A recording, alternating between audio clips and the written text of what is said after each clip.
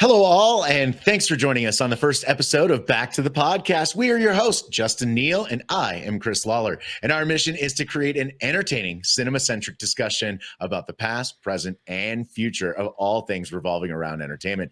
Please don't forget to follow, like, and subscribe on wherever you consume your content. On today's show, we will be discussing practical effects in movies. But before we do, let's just find out what we're watching. Justin, what about you? What have you been watching this week? So I haven't been watching a lot because I've been working on a new short film. So at night when I'm tired, I've just been catching up on the recent seasons of Archer on Hulu and really looking forward to the Super Mario Brothers movie this weekend. I'm going to take my boys to it. I think it's going to be the first, sort of proper cinema experience that they're going to have. Wow, that's a pretty profound moment for them. And obviously Mario, that's kind of cool. I grew up on the Mario movie, the original one and stuff. I don't know why I look back on that one fondly. Dennis Hopper. I know. And that's when I kind of became a big Bob Hoskins and John Leguizamo fan. I know that movie really shouldn't have made a fan out of me, but I enjoyed it for some odd reason as a child. Leguizamo's had an interesting career recently. That's someone I've been thinking about looking back, like, that dude has done everything. He's been in all kinds of good, bad, and everything in between, which I think is has led to a super interesting career looking back, is that he's tried a whole bunch of shit. He just hosted The Daily Show this past week, I was about to say, isn't he one of the hosts now? I saw that. Yeah, he did a little small stint on that and stuff. And obviously he did stand up and stuff back in the day. I know he's known for more movies and whatnot now, but yeah, he's had a very interesting career, especially starting out as Luigi. I mean, I know he had been doing some stuff before that, but that was one of his bigger roles. Was that one of the first big roles? First, Bob Hoskins kind of at big that ones. point, which came out, Mario or Who Framed Roger Rabbit? Because that's what I think of as early. For me, I mean, after The Long Good Friday or something like that, but kind of his American roles, I think of.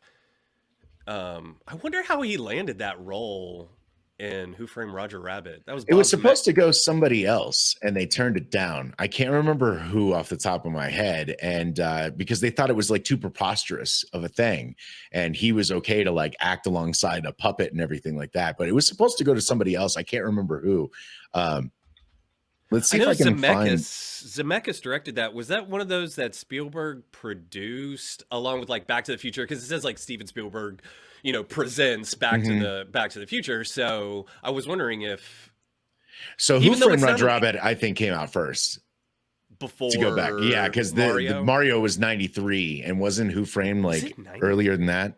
When did Street Fighter? Was that 94? Oh my God, now we're getting way off. The Street Fighter movie? 88 was Roger Rabbit. So that's definitely a big time difference there. So Bob Hoskins was definitely in Roger Rabbit way sooner than that. That's what I thought. I was 88 was, I think, the year that Roger came Rabbit out. was older. Yeah. Yeah. So, but yeah, that's crazy that you're taking your kids to go see their first big cinema. Yeah. So, movie, and they're 6 and 3, and there was kind of, it was all right COVID, and really kind of need to be a couple of years old to even really understand, that you're watching a movie. And they do know that now because both their parents are in the arts, and me being a movie whore, it's one of those things that are just going to naturally get that imprinted upon them, even if I don't even try.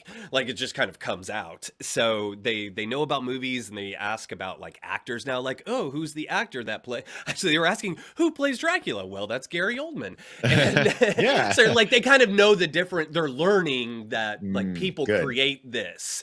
They don't exist on their own. People create stories. And I like that they're getting that at an early age, because they're starting to create their own stories too, which that's I think fun. Is really interesting. Even if they don't take that into a career or whatever, I just think it's good to have that imagination and to know that people create these things and to start thinking about it like that from an early age. I love that you're sharing cinema with another age of people. I hope that you're also sharing old cinema. You should definitely take them to the new one and show them the original and be like, I don't even know if I want to watch the original, but no, but I think they're gonna love it. And I got a Nintendo Mini Classic for Christmas, so we've been playing Mario 1 and 3 a lot. So they're kind of into the world. They're drawing, Hammer Brothers and raccoon suits and stuff like that. So they're into it. So I really think that they're gonna they're gonna enjoy the shit out of it. So that's what I'm hoping. That's what I'm hoping for. I hope it's a good experience, man. I mean, obviously, a lot of people have been on the fence about this new one. Is it going to be good? Why didn't they get the original Mario voice actor? So we'll see how it comes together. See, the point is, like, my kids don't care about that, Yeah, so they don't. I Yeah, don't so I don't care about that. Like, I haven't been yeah. reading about it at all because I'm like, look, all I care about is the look on my kid's face while they're watching it. That's the most important I thing for think it's going to me. be fun. I've been I enjoying the just think it'll be trailers and stuff. fun. I mean, Oh, yeah, who cares? It's just exactly. supposed to be Yeah. fun. Oh my god, it's not for well, it is for me because I'm, It's a for little bit obvious for us, but reasons. it, Yeah, it but is it's going to be a also kids movie. like I Yeah. want to like sit next to my 6-year-old and just watch the like look of glee in his face because he's not worried about any of the politics behind, No. why decisions were made or anything like that. He's not worried about that stuff. So I just hope Yeah. it play. He just wants it to play. Actually, he's not even worried about that. He just he thinks it's going to be awesome no matter what. So Yeah, I think it'll be fun. If it's at least on the same level as like the Lego movie and the energy that was behind that and stuff like that, which I'm sure it'll he be loves. fun. We've watched that. Yeah, We've got it on Blu-ray. I So I love think that one too. exactly. It's a lot of fun. It's fun. Yeah, So and as I long as like this fun one at is the fun, cinema. me Yeah. too. So Not everything what have you has to been be watching? my most favorite movie. Oh, dude, that's a loaded question. I've been all Yeah. over the place this past week, but Nope. I finally got a chance to see Nope, and that movie blew my mind. I enjoyed that. I think I was like trying to like figure out like a rating, and I was like, that's a 10 out of 10. If I'm still sitting here thinking about it and trying to dissect what I just saw on screen, then I think that's a good movie, and I still want to talk about it. Like, it really blew me away. You've seen it, right? You saw Nope finally? I have, and I'm sure Okay. Jordan Peele would be very happy to hear that it like floored you like that because that's what people who make movies like. Yeah. Oh my God, that's what they. No matter how cool or whatever they want to try to, what everyone wants to hear is that like, oh my God, I loved your movie. Oh my God, I loved your movie, and you just, I'm It sure really he would get all bubbly inside. it affected me, especially for someone that just loves cinema and loves spectacle. I really was drawn into that movie and what was going on in that one. So yeah, I've seen Nope, watched a couple other movies recently, kind of drawing a blank. Suicide Kings, went back and rewatched that. Yeah, which Was we talked wondering, about. Love yeah, those I was 90s, wondering, man. yeah, Good it was stuff like in the 90s. I knew the wife had never seen it, and I was like, I wonder if this still holds up. It Quality totally film, plays. man. The very Totally well. plays. Plot twist was still in there and stuff. I was like, how does this all land? All the acting was really top notch and stuff in that. So kind of been all over the place. Nothing really like current. Nope is the most current thing. It came out on Prime finally, so I was able to stream that. Made me very happy to sit down and watch a good movie. It's been a while since I've been affected deeply by some kind of film like that. So that was a good one, definitely. One thing that's interesting about that because I'm into the craft of cinema. Mhm. Yeah, I think it's interesting that he got Hoyt van Hoytema. Hoyt van Hoytema. I don't know the exact pronunciation. I think he's Dutch. Is he Dutch? I'm gonna look. To do what?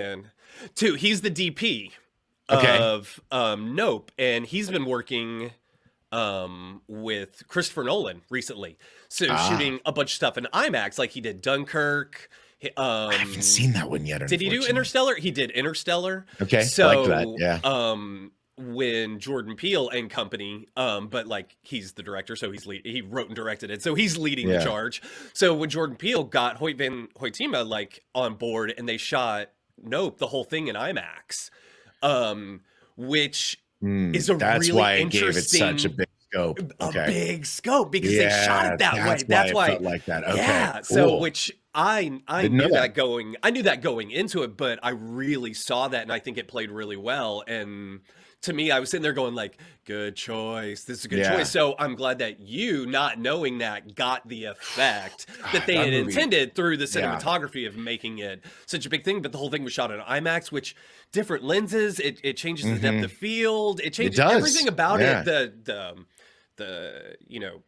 The way things are framed, the composition, everything changes. The way things depending were on what framed you in that shoot it movie on. really was what caught my attention. They Was spent a the lot of time on choices that they went with for certain things. And well, like I said, that movie really affected me. I immediately was like, I got to digest this. We want to go watch it again because it just, I do want to watch it was again. so good. It was such a good film. I highly recommend it. If you guys haven't seen it and you love cinema, Yeah, as check much it as out. you do, then definitely check that one out. Like I said, it's streaming on Prime Definitely. right now. So yeah, well, I can't wait for you to come back and let us know. I know we don't necessarily review movies, but I'd love to know what you thought of the Mario movie next week. So Oh, sure. Yeah. yeah. So cool. Well, today we're going to talk about some practical effects. I know you're about to go see a movie completely made with computer animation, but we love practical effects on cinema. I mean, the fact that you can get like some cool big scope thing and you're just making it with a miniature and you're capturing it in the lens rather than relying on some computer stuff. As much as we love that, but nowadays they just throw everything on a green screen. Oh, we'll just get it in post pretty much. And they just hope for the best. And we've seen some good stuff and we've seen some bad stuff. Marvel Cinematic Universe is prime example to kind of pick apart, because there are some movies that are just held in high regards and look amazing. And then some of the CG that they put out is like, really? Like that felt kind of rushed and cheap. And maybe you should have done a miniature model and stuff like that. So yeah, I know Justin and I grew up in the same era, love the same kind of filming and stuff like that. So I don't know. What's your take? Do you like the old practical effects more than just we'll CG it in post and how they handle most cinema now? Well, they're both useful. It's all tools. That's the thing is like they're all tools, and it's good to have lots of tools in your toolbox, not just one thing. And so I think the best stuff, the most interesting stuff is where you've got layers of effects. So you might have, a matte painting. They used to have matte paintings back in the day, which were literally painted on glass. Star Wars had stuff like that. That's been around for a long, long time. So you might have digital matte paintings and then a practical miniature in front of that, like a castle or whatever, something that they did in Lord of the Rings. And then you can have the people that are actually there, your characters, and that's another layer. And then you can add layers on top of that. And then you posit it all together and it creates something unified. That's the point of effects, just like sound, just like anything else. They're all tools. So I think it's a really interesting tool, but if you just use one, well, it kind of becomes boring. And if you don't put enough time and effort into it, it can look shitty. So yeah, which doesn't serve anyone, and no one wants that. No one, the rest of the people who worked on the movie don't want to go to the movie and be like, we spend so much time and effort, and this is what we get. So everyone's disappointed. No one's really happy with that. And there are a lot of reasons and a lot of strings that are being pulled. But I like movie making in general, so I like all the different kind of tools and how can we use all these tools and put them together to create something else. Yeah, I like how they can combine them. I mean, some of the movies that we really love and grew up with, they still use computer effects. I mean, you even brought up Star Wars, one of the first movies to really start using computer effects, but they still needed practical stuff to get there and scale model. Oh my goodness. When I saw how they filmed like some of their little like overhead shots when they were about to blow up the Death Star, and it's just 3 ping pong tables set up basically with outside. This outside. I saw that. Outside. They had a long track. Yeah, and they just ran a camera over it. I was watching how they broke down. I know this is a little bit different, but they were breaking down the scene where I think it's in Return of the Jedi. I might be getting these all wrong, but where Han pulls out his gun to shoot at Vader in the Cloud City, right? And then Vader is that Empire? And he pulls the gun out of there. And how they did that was that Harrison Ford like pulls out the gun, shoots one time, and then someone literally pulls it out of his hand, puts one in his hand, and then pulls it on a wire. And then someone across the room throws the gun like 3 times into this like padded mat. And then Vader sits there and grabs it. And it's just, I love the movie magic. Like I love just the fact that someone was able to take me away, and I believe that dude had telekinetic powers and pulled that gun. And then when you watch it, you're like, God, this is so simple. It's like a bunch of high schoolers got together and made this film. But that's the thing. It is. It really is, because those people that are doing that still feel like, I was thinking like, yeah, it's like doing theater in high school where, you're running behind the stage, throwing off, putting another costume on, and you come out on the other side and you're a different character. There's a lot of fun in that. And so that's why with movies, nothing matters except what you're getting in that frame. So someone's like right off camera, like throwing shit in frame. It doesn't matter as long as it looks awesome. And there's something the scene where he's getting hit that is Return of the Jedi, right? And he's getting hit with all the practical. That's just stage Empire. Throwing. It's still Empire. Wow. I'm not a Star Wars fan, guy. Oh, no, fair enough. But that's all Cloud saying. Yeah. All the Star Wars fans out there are like, oh my God. When he's fighting Vader and he's getting hit and pounded, that was just stagehands off the side, like throwing styrofoam model things that looked like junk at him and stuff like that. And then Mark Hamill's acting tired and like, you know what I mean? So I just love that they put that all together. But you've got this great thing that you put together for us today and our viewers and stuff, because you wanted to talk about Bram Stoker's Dracula. And I thought that was very interesting. Why that movie? Out of all the movies that you could talk about and do a deep dive, why that movie? Okay, so I think Bram Stoker's Dracula is fascinating. I call it it's a flawed masterpiece. There are flaws with it, and a lot of people immediately go to like Keanu, which in Keanu's great. And actually, I don't think that it's quite as bad as everyone else, but whatever, that's subjective to a degree. Yeah. I admit that. But what's interesting about Bram Stoker's Dracula is so interesting to me that I think it's a fascinating piece of 90s cinema. And it stood at the crossroads because it came out in 1992. The next year, Jurassic Park came out. And that changed, if we're talking about effects, that changed everything. And the industry was still moving in that direction because, Jurassic Park didn't happen in a bubble. The industry doesn't, the industry's a bubble, but within the industry, things don't happen in a bubble. And so, that was taking place sort of across the board, and that's what they wanted Coppola to do, and he said no. And he had the weight of a studio and the weight of his name and reputation at that point to throw into it. And I think what he created is just fascinating to study. To pick apart just shot by shot, scene by scene, how they put it together. It's like high school. It's like what you talked about. It's like high schoolers. Every scene, there's something different. So I just wrote a little piece about it. We could talk about it more. I don't want to reiterate everything. But we're about to hear. But we can talk about it more afterwards. But it's just a little couple-minute piece to kind of. And I know you're just super passionate about this one, and I'm so not familiar with Bram Stoker's Dracula. It came out at an odd time where I just didn't catch that one.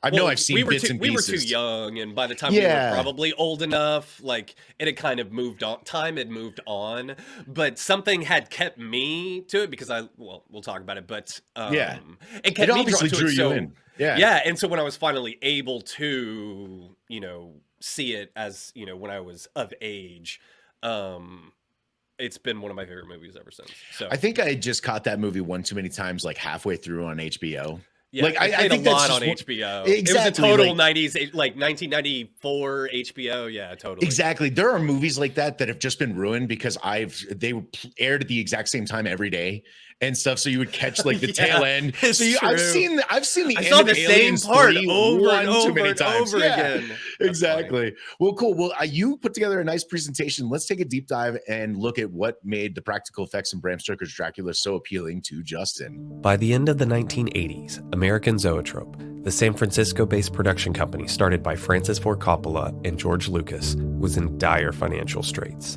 The huge box office disappointment of his musical One from the Heart in 1982 began a string of poorly performing features, Peggy Sue Got Married being the lone exception, that left the independent studio in a position that either started making financial successes or closed shop. To save his company, Coppola went back to the well, making a movie that everyone thought had the biggest chance of success. In 1990, he released The Godfather Part 3. While many fans and critics gave him hell for the finished product, especially about casting his non-actress daughter Sophia when a sick Winona Ryder had to drop out at the last minute, it made a killing at the box office and was nominated for 7 Academy Awards. From Hollywood's point of view, it was absolutely a success. Keen to show the studio system that he was still viable, Coppola needed to follow it with a film that was not over budget and made money. Reconciling later with Winona Ryder, she brought him a script adaptation of Bram Stoker's turn-of-the-century novel, Dracula. He happened to know the book well, thought it would be a hit, and chose it as his next project. 2 years later, in 1992, I saw a trailer for the movie he made, and I don't think I'd ever wanted to see a movie so much in my life. I grew up with the Castlevania video game series for the NES, and a big, lush Hollywood spectacle about my favorite villain was exactly what I needed in my life. I wanted to see it more than I wanted to see my next Christmas. Unfortunately, I was 11 years old, and my parents said no. Of course, I was devastated. To help mend the wound, my mother, a devout reader, bought me a copy of Bram Stoker's novel. I devoured it, and to this day it is still one of my favorite books. For Christmas that year, they got me the soundtrack, and I still listen to it. It would be a few years, though, before I finally got to see what Coppola made from it. Adding historical elements from the source of Bram Stoker's novel, a 15th century Romanian warlord named Vlad Tepes, and a love-lost story arc, Coppola decided to bring a grand operatic vision to this gothic tale. Shooting the entire movie on sound stages at MGM Studios, he wanted an old Hollywood feel for the project. At the time, though, a groundbreaking shift was happening amongst the effects community, CGI. We're all used to digital imagery now, but in the early 90s, Terminator 2 and Jurassic Park were just being made, and no one had seen effects like that before. It was revolutionary. The effects departments were changing drastically to embrace the new technology, and that is the direction Coppola's effects supervisors advised him to go. But that is not the type of film he wanted to make. He wanted old-school trickery and imagination, things that would suit the time and place of the story. So essentially, he fired the effects department and hired his son Roman, who was then 25 and not long out of NYU Film School, to replace everyone as the second unit director. Studying techniques used over the previous 80 years of filmmaking, the team set out to make the entire movie in camera. Other than the optical compositing, which is adding layers of elements together in post-production to create one image, all of the magic was created by finding innovative ways to reuse traditional means of accomplishing the desired effect. Every scene in the film has an illusion like that, often more than one, just layers of techniques. A separate performer off-screen in front of a giant light creates Dracula's moving shadow. Candles spontaneously igniting are blown out by compressed air and played backwards, and the set itself sometimes shifts to create an abnormal atmosphere. These are just some of the techniques Coppola used to provide the story with an unusual feel, a truly gothic setting, something supernatural. I've always loved this movie, but I didn't always know why. There was always something terribly fascinating about it to me. Sexy, dark, sometimes bizarre, often unfortunate. It wasn't until I was older and studied movie making that I truly appreciated it for what it was and when he accomplished it. So for an up-and-coming filmmaker in today's world of digital effects, which can often be the best course of action, looking back and studying antiquated techniques can be a fantastic way to explore other ways of accomplishing something new. If you haven't watched Dracula in a while, you should go back and watch it. It's pretty fucking sweet. Okay, well, apparently I need to go watch this. You need to go watch Dracula. Cinematic That was masterpiece. weird. That was weird listening to that. I haven't recorded anything like that in a long time, so definitely have a. It was my radio voice. Bravo, man! It was good. It was a great little deep dive on something that you're super passionate about. So yeah, I wish just hearing it, I didn't want to bore everyone forever and ever and ever, but I could have gone on and on and on about the effects that he used, and you literally can go shot by shot, scene by scene, and there are usually multiple layers of just trickery.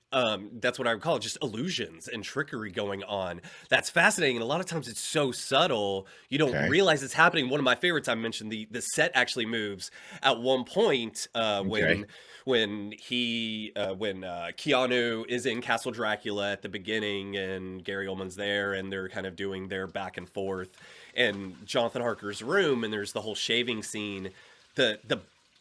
In one of the shots, the actual back wall slowly moves forward, and it's got practical lights on it, and it's not something that is drawn attention to it, like, ooh, look at me back here, like you're watching performers. But if you watch the shot, if you like went from the first frame of the shot to the last frame of the shot, the back is like it's in a totally different spot. It's just shit like that's really interesting to me, and I like the idea of them, like, you know, figuring that stuff out and be like, okay, slower, now, okay, everyone do it. I just like, you know, everyone's doing all these little things. I know you assume that camera. like that they just have this all figured out, and that like when they go to make a movie, like there's nothing new to learn or figure out, and that's so not the case. You know, it's just like Elf, right? They were trying to use the forced perspective in Elf. Sure. That's a technique that existed years ago, right? But it's a lost art that not a lot of people actually understand. So you can be like, yeah, they use that perspective thing, but sometimes trying to figure out how to get the cameras and how to actually manipulate the scene to make it practical and work properly it's like rediscovering a new like old lost civilization, right? And it's a lot of trial and error, right? It's exactly. A lot of trial and error. So you say like, okay, well, we've got this idea and we know in theory how this works, and we've got this set and we've got these lights and we've got all these, you know, all this talent, we've got cameras and lenses, and then you put it all together and you're like, well, that doesn't quite work. So there's always a bit of, okay, well, you move back a little bit more. Okay, then let's move the camera here. And you just kind of figure it out, and then you get the shot and you go, okay, it totally works. But there is a lot of trial and error in filmmaking, but that's part of the fun if you like that sort of thing. Yeah, it's just like in Lord of the Rings, right? When they were trying to learn and discover how to make that work. on set, they were like, well, we're gonna have to move the actor while the camera moves and stuff like that. They had to figure it all out. A lot of this could probably be fixed with computer animation, but this was still before they could really just CG a 3-hour movie and whatnot. They needed to get it practical, and so these are just screen tests that we're showing you here on the stream right now. So these aren't even the real actors. So they actually had to go through and just play test and spend months of pre-production to figure out these simple little things that you're going to see on camera for like a fraction of a minute. It just blows my mind. And I just love the art and the magic behind it. I keep using that word, but that's what it feels like. It feels like you're watching a magician, you know, at work to make these effects like happen right there. Yeah. And here this is them actually doing it on set with Gandalf and stuff, and how the parts of the table move just ever so slightly. Yeah. Ian McKellen, not Gandalf, but you know what I mean. But it's pretty cool. Sir Ian McKellen. Yeah. So I love that they can still do that. Absolutely. And I do appreciate it when even modern movies can do it. I do kind of hate how they throw CG at everything. We'll just get it in Well, post. if you look at, and with all respect to Peter Jackson and company and Weta and everything they do down in New Zealand, across like mad respect, but you see like what you're talking about, like the difference between the Lord of the Rings and the Hobbit trilogy, even though theoretically the Hobbit should be, you know, if CGI made good movies, it would have been a better movie. And it's not, and they're not better movies. Subjectively, I know some people that really love The Hobbit, and that's fine. But when we talk about like, but as standalone stories, I don't think they're quite as strong. I mean, I just think back to the barrel scene in like the first Hobbit thing, and how bad the mixture looked, and then I go back and watch Lord of the Rings, and I'm like, I rarely see like clipping or bad CG mixed with the practical, like because they use so much more practical, and the CG was there just to enhance what they already had. And in the Hobbit, they were like, it was all blue and green screen. It's true.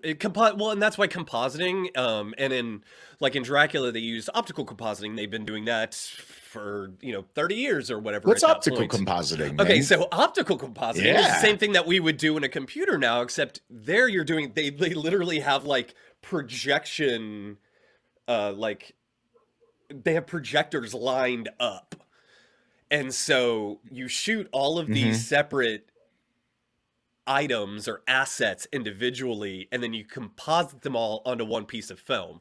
So for example, like Return of the Jedi, since you brought that up, so think of, well, just think about no, but it's a great example, but wrongly, but yes, I did mention it earlier. But if you think about, like, so for the Battle of Endor, so you've got all these ships in space flying around, okay? Each one of those ships are an individual asset that was shot in front of a blue screen, a model that they created, and they had to figure it all out, and then they shot it its own thing. So you've got like 30, ships or whatever shot individually, and then you have to put them all onto one piece of film. And so you got 30 not really, but think of it, in easy terms, you got 30 projectors lined up, and they're all projecting their individual item, and then it's all being projected onto another piece of film, a new blank piece of film. So it is developing all of these images all at the same time. So that's what optical compositing is. So you've just got different images. So it's just an updated version of it, really. So like really, we just do it in a computer. Okay. But yeah, gotcha. So they just had to use lenses and light as opposed to electrons and zeros and ones. And so they've been doing that. So really, CGI compositing is just an evolution of what they've been. Well, really, it's all just an evolution of what they've been doing. But right, yeah. If we really want to get into it, but specifically compositing, that's where you just take all these different elements and put them together. And the same thing you do with like a Marvel movie or anything else. Shoot all your different people, shoot all the different things, put them all together into one image. So. But are they doing that now? Because aren't they doing AI generated people in the background now? They're not using layers of models of humans anymore. They can just generate a city with people walking around. Yeah, but you're doing. But the theory's the same. That's just okay. That's just a fast track. That's just, yeah, gotcha. You're just not having to hire someone to shoot. individually mulling around, like, you know, in a warehouse somewhere, like surrounded by blue screens where you just get people walking back and forth or smoke cigarettes or whatever they do in the background, and then you would digitally composite them in. Now you can, they've recorded enough of those things that you can tell a computer, like, and I mean, create one of those people, background, so 5'6", 135 pounds, smoking a cigar the size of a baseball bat, whatever you want it to be, like in the background, and the computer will just do it. You don't have, you're just telling it the parameters that a like casting director would tell, or, you know, whatever, like, hey, we need someone who does this that we can record and then put it into the background. Now a computer can just do it. Well, I mean, but when it comes to like, I know you love the practical and the subtleties in Dracula, but like, what about the bigger special effects that used to be practical? I mean, they used to just blow up miniatures, fill it with gasoline and let it rip, and they would get all these little practical like particle effects flying at the cameras and stuff. And now that's all digital. Like, what do you prefer? Do you like the more miniatures blowing up? Well, here's just an anecdote of something. I would say, like, the film, if I had my filmmaker hat on, I'm like, oh man, it's so much easier. Just tell someone what you want to see in the background. Like, so for example, like, just this one literally just popped into my head. So when they were shooting Full Metal Jacket, when Kubrick and company were shooting Full Metal Jacket in the Docklands of England, that they made that they flew in trees to make, you know, and they used, it was an old like gasworks factory that was already like abandoned and was set for demolition, and so he just made a deal and was like, well, can we blow it up? And they're like, well, I mean, I guess sure. So that's, I mean, it's more I'm gonna bring up The Dark Knight then, right? So that was a hospital that was going to be blown up, and they got to blow up a practical hospital. How cool did that look? With Full Metal Jacket, in one part, like there's, you know, like explosions and fire and stuff with smoke going on way in the background. So they had people on walkie-talkies and be like, okay, you know, get the smoke going, please. Okay, we need more smoke. We need more smoke. Right, as everything is going on, and you got to wait for everything. People are staying around. It's a big pain in the ass. Now you can say like, oh, fuck it, we're putting that smoke in later. Because you can do that really easy. But then, like, but which one's better? It looks, exactly, like, what looks better, right? And you're right, that takes more time. I would say it's when you blend it. It depends on the blending. If you have smoke in the foreground, if you actually have smoke in the foreground and then you're adding smoke in the background, it works a lot better. But also, here's a great example where it totally works. So for example, here we go, Jarhead. Remember Sam Mendes's Jarhead? No, that was shot I by have not Roger. seen that one, but go ahead. That was shot by Roger that Deakins, one. Yeah, okay. Who's one of my favorite cinematographers. And one of the things they did when the oil wells are burning in the background, to light, because they couldn't have these fires going, and the whole scene, because they're like walking around in the, you know, deserts of Iraq. What they did was actually had lights. They removed the lights in post and put in what looked like fire. So the scene is being lit by these huge towers of light. Gotcha. And then they just take out the towers of light and put in what looks like burning, version. You know, there will be blood style, you know, oil well that's going up. So, and I promise you, if you watched, when you watch, even now, you don't fucking know. And it's not what it's about. Anyway, that's not what you're watching. You know what I mean? Like, no, exactly. It's not about that. So that to me is the best CGI. The stuff that, it's not Marvel stuff, which can look good, but you know it's not real. The best CGI is the stuff when it doesn't matter. Like, you don't even have the thought that it wouldn't be real. Like, it's just not even in your equation when you're, you know, it's not even in the equation when you're watching it. Yeah, I think I'm on the other side. I love models being blown up on camera. I love the little practical didn't they do effects. that Independence Day? Independence Day. The White House. Big one of mine that I love that is a little underrated is The Long Kiss Goodnight. They had a huge blow up bridge scene at the end of the movie there. That was all a model. Sam Jackson and Gina Davis, I right? love that movie. Throwback. Brian I haven't Cox, seen that in a hot minute. Yeah. Brian another Cox one, big one, True Lies. He's Brian Cox is one of the main leads of that one as well. So, you know, this is True Lies right here, where they were building the bridge where they do that huge blow up scene with the F-18 at the end. I know. It's so iconic with the missiles coming in, and you're like, how did they do that? Well, with a bunch of miniatures and stuff. And most people know this is lore, but I mean, it's pretty standard, like within the industry, like how bonkers James Cameron is and how he won't ask anyone to do anything that he won't do himself. So everyone knows, like, he had himself strapped into the helicopter the same as Jamie Lee Curtis. Yeah. So he was getting that shot. So he's hanging out of the helicopter with his enormous 35 35mm camera just strapped on her hanging shoulder, onto and your she's life, yeah. hanging and holding and screaming. You gotta love that. I mean, say what you will Yeah. about James Cameron, but motherfucker's committed. Yeah, and I love that shot. That's I mean, and her reaction that she's getting, it's all. I mean, once Yeah, 'cause again, it's they could have scary done as that on a shit. green It's probably but scary it's as scary as shit. hell. I mean, Alan Rickman was falling out of Nakatomi building. He was like, "Okay, I'm going to release you on 3," and he goes 1, and he let go. So the genuine shock that Alan Rickman is displaying is that he's being deceived by John McTiernan. Yeah. I wonder what frame rate. I wonder what frame. That had to be a high one for sure. Yeah, that's super slow. And they dropped him from a pretty high thing, even though it's not from a building, but but they didn't have a stuntman for that. He really had to be dropped, and that's his first movie too. What an experience! Rest in peace, Rickman. Yeah. So True Lies. This is a little bit of it here. This the of building, them trying to blow it up. Yeah. So it's still huge and everything, but it's still such a cool thing that these detailed artists go in and make these models. And then they blow it up. I'm sure that's the fun part, right? Yeah, is seeing they that. love that. They love that stuff. They do. So those are a couple of our favorites. Another one of my favorite ones, and I think you said this is one of your favorites too, is The Fifth Element, right? Luc Besson, yeah. I really do love that, and it still holds up. And I think so too, yeah. And it's the combination of practical and digital. Digital, and this there's was still early with There's green a lot screen. of digital matte paintings with that too. But the city is a 3D model. Yeah, it looks great. But when the train goes roaring by, that was CG, and that's what I love is when they do. It feels real enough in the world, and then the CG's not like it's not a stark contrast to what they've actually made and stuff like that. But I think it's easier for them to do that because they have the practical models to work from and draw into the city. So this is one of my favorites, and I love this shot.